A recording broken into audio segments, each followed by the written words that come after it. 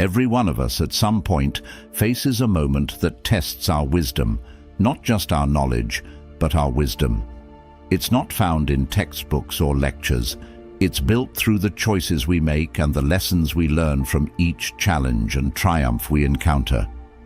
Today, we're diving deep into understanding how, sometimes without even realizing it, we might be embracing habits that limit our personal growth.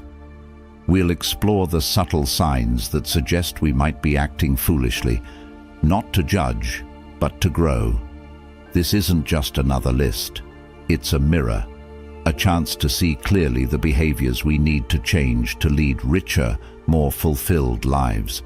And as we delve into these insights, if you find value in what we're exploring together, consider this simple, free favor. Hit the subscribe button. Stick with me throughout this whole video. Don't skip any part, because each sign we discuss could be the key that unlocks a new door in your journey toward wisdom. Drawing from the timeless lessons of Stoic philosophy, let's reflect, challenge ourselves, and embrace the courage to change. Let's get started. Habit 1 of overconfidence. Sometimes we meet individuals who seem unshakable in their beliefs about their own capabilities. This self-assurance is not just confidence, but something that steps beyond it, overconfidence. While it's crucial to believe in oneself, tipping too far into overconfidence can blind us to our own limitations and areas for growth. It's like walking through a familiar neighborhood, so focused on your destination that you miss the warning signs of a sidewalk under repair until you stumble. The Stoics, with their focus on wisdom and virtue, teach us that true confidence is not about never doubting oneself, but about continuously questioning and testing our beliefs and abilities. They believed in a concept called the dichotomy of control, which helps us understand what is and isn't within our power. Overconfidence often misleads us into thinking that more is within our control than truly is, setting us up for unexpected failures. When we talk about overconfidence, we're not just referring to an annoying trait in a colleague or friend. It is a significant psychological barrier that can lead to poor decision-making, failed projects, and strained relationships. For example, in the workplace, an overconfident leader might take on too much, ignore valuable advice, or underestimate the complexity of a task, risking the success of a team or an entire project. On a personal level, overconfidence can prevent someone from seeking or accepting help, leading to isolation and even more significant mistakes. The remedy that Stoicism offers isn't to undermine one's self-esteem, but to foster a balance between confidence and humility. Marcus Aurelius, the Stoic emperor, often wrote about the importance of listening to others and reflecting on one's own faults. He saw overconfidence as a form of hubris that not only alienates others, but also separates us from reality. To combat overconfidence, he advocated for a practice of self-reflection and constant learning, keeping in mind that no matter how much we know, there is always more to learn. To cultivate a healthy level of self-awareness and avoid the pitfalls of overconfidence, start by embracing feedback. It's easy to feel defensive when someone critiques our work or points out a fault, but every piece of feedback is a gift that offers insights into how we can improve.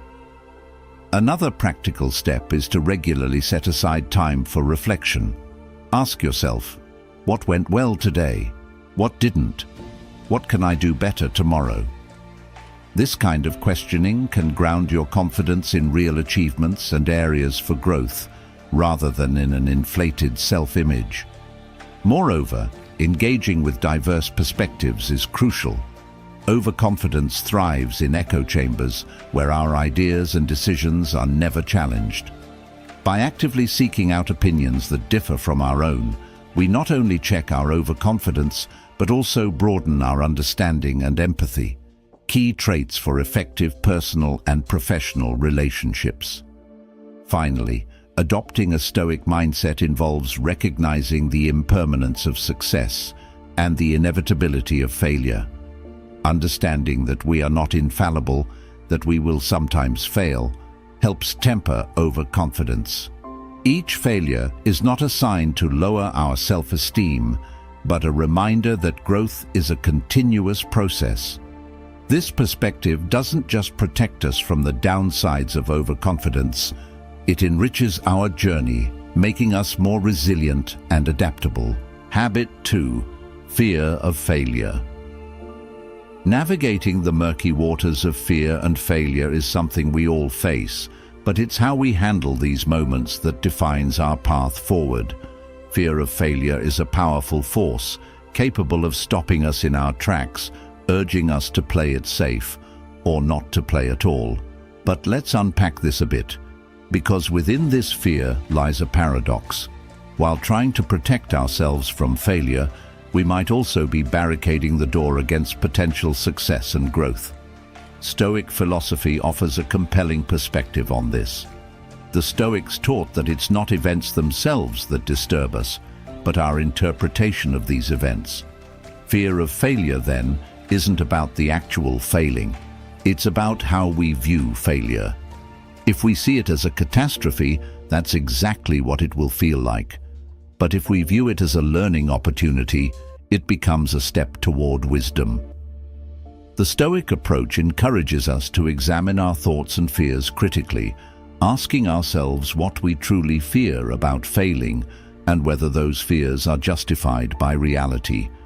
Imagine for a moment the last time you hesitated to try something new or challenging. Was it because you were afraid of failing? Now think about what would have happened if you had failed. Would it have been as bad as you feared? Often, we realize that our fears are exaggerated and that even in failure, the consequences are manageable. More importantly, the act of confronting our fears can be incredibly empowering. Consider the entrepreneur afraid to start a new venture or the writer too scared to submit their manuscript. Their fear of failure might prevent them from ever taking the first step. However, each failure carries valuable lessons that are integral to personal and professional growth. Failing at something does not make one a failure. It makes them experienced, often leading to better judgment and greater resilience. This aligns closely with Stoic resilience, which is not about never falling, but about learning how to rise every time we fall. Moreover, fear of failure often keeps us from fully engaging with life, from reaching our potential, or from discovering new passions.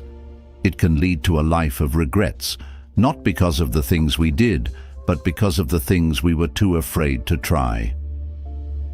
The Stoics believed in living according to nature, which includes embracing the inherent risks and uncertainties of life. By confronting our fear of failure, we align more closely with this natural state of courage and action. One practical Stoic exercise to combat the fear of failure is the practice of premeditatio malorum, or the premeditation of evils. This involves visualizing the worst-case scenario in detail and preparing oneself mentally for it. By doing this, we often find that we can handle much more than we think, and that the fear of failure is more daunting than the failure itself. This mental rehearsal not only diminishes anxiety, but also equips us with a plan to manage and mitigate the potential consequences of failing. So what can we do to start overcoming this fear? Begin by setting small, manageable goals that involve some degree of risk. Each small success builds confidence and reduces the fear associated with bigger risks. Additionally, reflect on past failures and extract the lessons they offered. This reflection not only diminishes the sting of those failures, but also enriches your understanding of how to succeed in future endeavors. Habit 3. Lack of empathy. Empathy is the quiet superhero of human interactions, the bridge that connects disparate experiences and forges understanding across divides.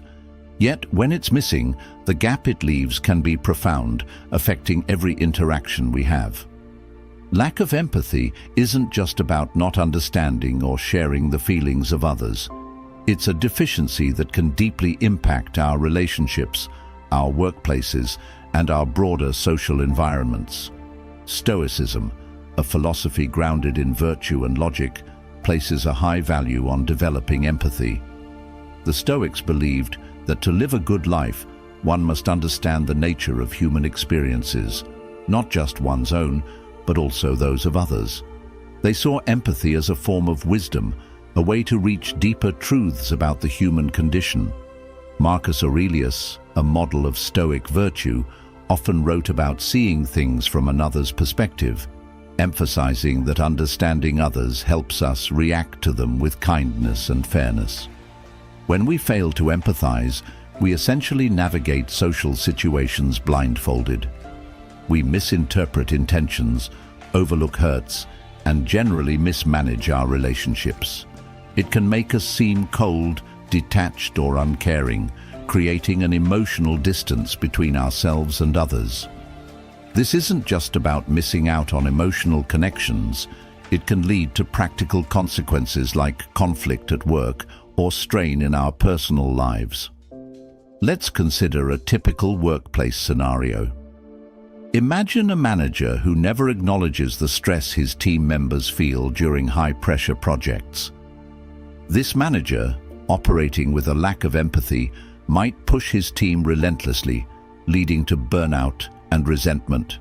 His inability to grasp and respond to the emotional state of his team not only diminishes morale, but can also decrease productivity and loyalty. Here, the Stoic practice of empathy would advise the manager to observe and respond to the needs and feelings of his team members, thereby fostering a supportive and more effective work environment. Empathy also plays a crucial role in leadership beyond just everyday interactions. It allows leaders to understand the motivations of others, predict reactions, and plan accordingly. It's not just about being nice, it's about being effective and respected. Leaders who show genuine empathy are often more admired and more likely to inspire loyalty and engagement from their followers. But how? How do we cultivate empathy if it doesn't come naturally? Stoicism teaches us to practice seeing the world through others' eyes. This can be as simple as asking ourselves, how might this person be feeling right now? Or what might be causing them to act this way? This practice not only helps us understand others better, but also helps us control our reactions, allowing us to respond with patience and kindness instead of frustration or anger. Another Stoic practice involves reflecting on our own experiences and recognizing that just as we have felt pain, joy, or disappointment, so have others. This reflection helps us connect our feelings with those of others, making it easier to empathize. And when we recognize that others feel as we do, it becomes harder to dismiss or ignore their experiences. It's also important to listen actively, giving our full attention to what others are saying without planning our response or judgment. Listening in this way can be transformative, turning ordinary conversations into moments of real connection and understanding. Habit 4. Talking over. Listening. Ever been in a conversation where it feels like your words just bounce off the other person as they impatiently wait for their turn to speak? It's like they're not really there with you, just passing time until they can take the stage again. This common scenario illustrates a prevalent issue in many interactions: the preference for talking over listening. This isn't just about social etiquette. It's a deeper reflection of how we value or undervalue others' perspectives. True communication is a two-way street, involving an exchange where both parties feel heard and valued. When someone consistently talks over others, it not only hinders this exchange, but also blocks the growth and connection that come from genuinely listening. Stoic philosophy, with its emphasis on wisdom and virtue, regards the act of listening as a crucial component of learning and relationship building. For Stoics like Epictetus, it was clear that we have 2 ears and 1 mouth so that we might listen twice as much as we speak. This wasn't just a call for balance in conversation, but a fundamental principle for understanding the world and our place in it. Listening is far more than a passive activity. It's an active engagement that requires patience, openness, and a genuine curiosity about others' thoughts and feelings. When we truly listen, we give ourselves the opportunity to learn something new about the world or about another person's experiences and viewpoints. This not only enriches our understanding, but also strengthens our relationships. It signals to others that we value them and that their thoughts and feelings matter to us, fostering a deeper mutual respect. However, the inclination to talk over listening often stems from a desire to assert dominance or control in a conversation. This can be especially tempting in situations where we feel insecure or believe we have something to prove.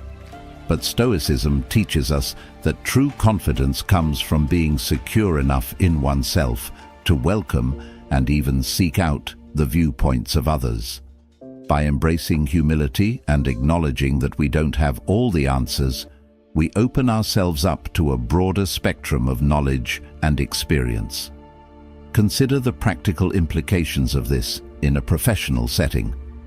A leader who talks over their team may initially seem strong and decisive, but over time this behavior can stifle creativity and initiative. Team members may feel undervalued and reluctant to share their insights, leading to a decline in team performance and morale. On the other hand, a leader who listens well is likely to foster an environment where ideas flourish and people feel personally invested in the outcomes of their collective efforts. So how can we practice better listening? It starts with intention. Before entering a conversation, remind yourself of the value of what the other person has to say. Make a conscious effort to understand not just the words, but the emotions and experiences behind them.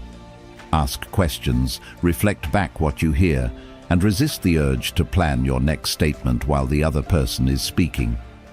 These simple steps can transform your interactions, making them richer and more productive.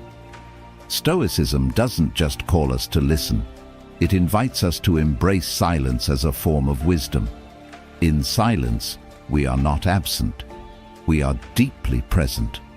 We are giving the floor to the world around us, acknowledging that we are part of a larger dialogue, one in which every voice has value. This kind of listening can lead to profound revelations, not just about those we communicate with, but also about ourselves. Habit 5. Blaming others. It's a human instinct to look outward when things go wrong. Pointing fingers is easier than looking in the mirror. It spares us from the discomfort of admitting our own flaws or mistakes. However, the habit of blaming others is like a leak in the foundation of our personal growth. It may not seem like a big deal at first, but over time, it can cause the whole structure to weaken and eventually collapse. Blaming others for our setbacks, failures, or unhappiness is a defense mechanism. It protects our ego from the pain of failure and the fear of inadequacy. But every time we shift responsibility onto someone else, we lose a little bit of our power to shape our destiny. Stoicism teaches us the value of focusing on what we can control and letting go of what we cannot. One thing we always have control over is our response to life's challenges.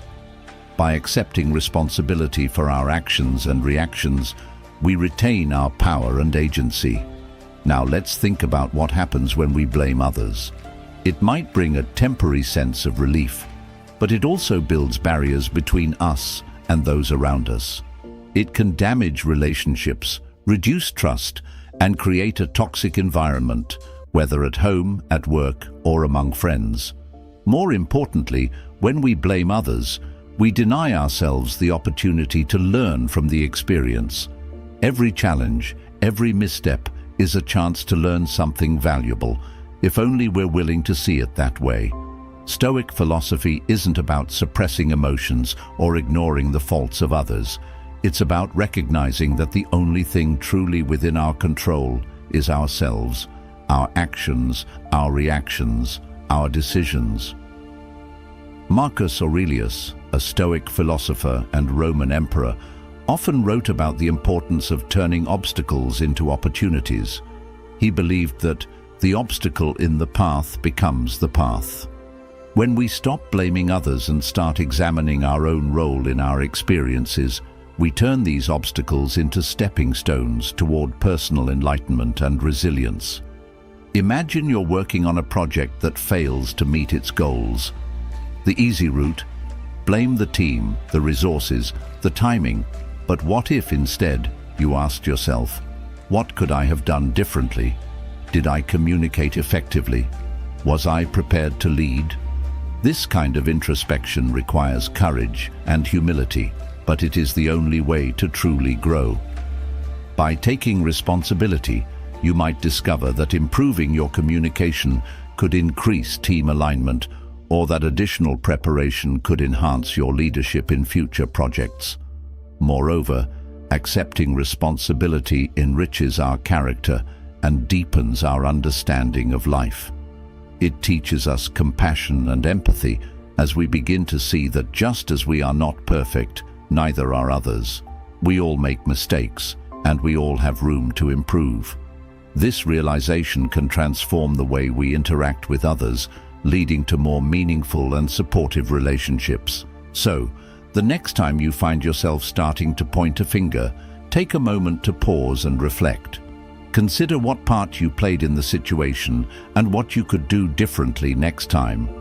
Ask yourself what this experience teaches you about yourself, your values, and how you can grow from it. Remember, in Stoicism, the goal is not to be faultless, but to be constantly evolving, learning from every situation and applying those lessons to become a better version of yourself. Habit 6.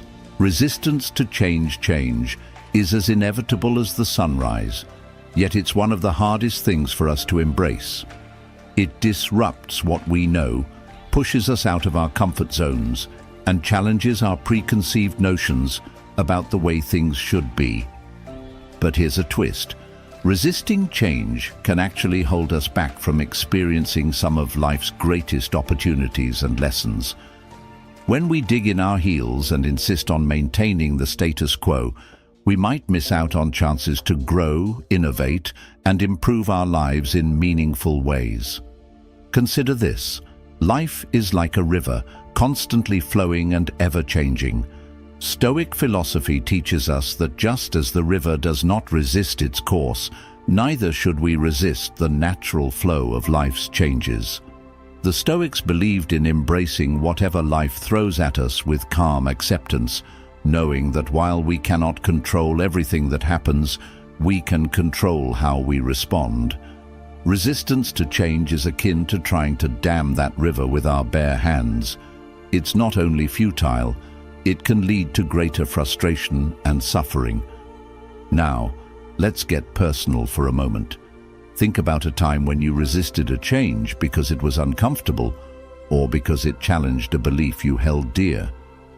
Maybe it was a move to a new city, a switch in careers, or even adopting a new routine. Initially, these changes might have felt unnecessary or daunting. But reflect on the outcomes. Did your resistance make the process easier or harder? Often we find that once we embrace change, we open ourselves up to new perspectives and possibilities. We learn, we adapt, and sometimes we even flourish in ways we never anticipated. However, it's important to recognize why we resist change. It's not just about a fear of the unknown, it's also about a fear of losing what we have, whether that's comfort, familiarity, or control.